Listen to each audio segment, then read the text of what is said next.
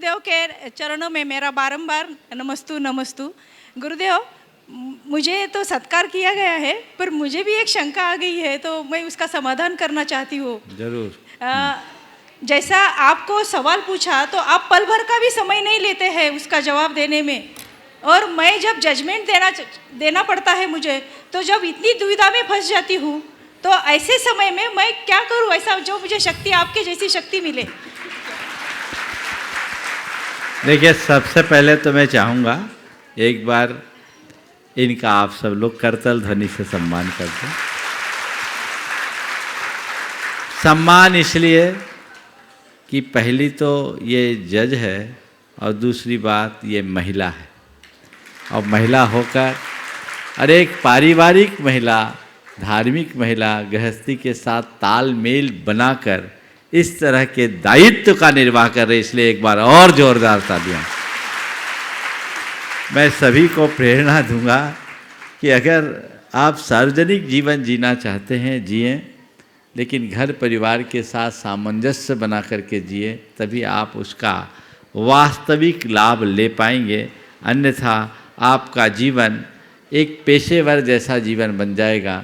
हमें अपने जीवन को पेशेवर नहीं बनाना, पेशेवरों की भांति काम करना बुरा नहीं है, पर सोच को पेशेवर ना बनाकर सोच को पारिवारिक और व्यवहारिक बनाना भी बहुत ज़रूरी है, जो हम अपने संस्कारों के बल पर ही कर सकते हैं। आपने कहा है कि जजमेंट देते समय हम तुरंत निर्णय कैसे ले लें। मैं नहीं चाहता कि तुरंत निर्णय लो, क्योंकि प्रश्न का उत्तर देना और एक न्याय देना दोनों में बड़ा अंतर है। प्रश्न के उत्तर में हो सकता है कि मेरे उत्तर से सामने वाले में असहमति भी हो,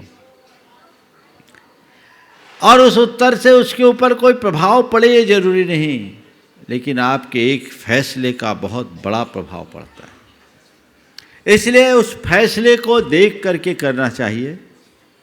और एक बात बताऊं, आप लोगों के आसन में और हमारे आसन में अंतर है।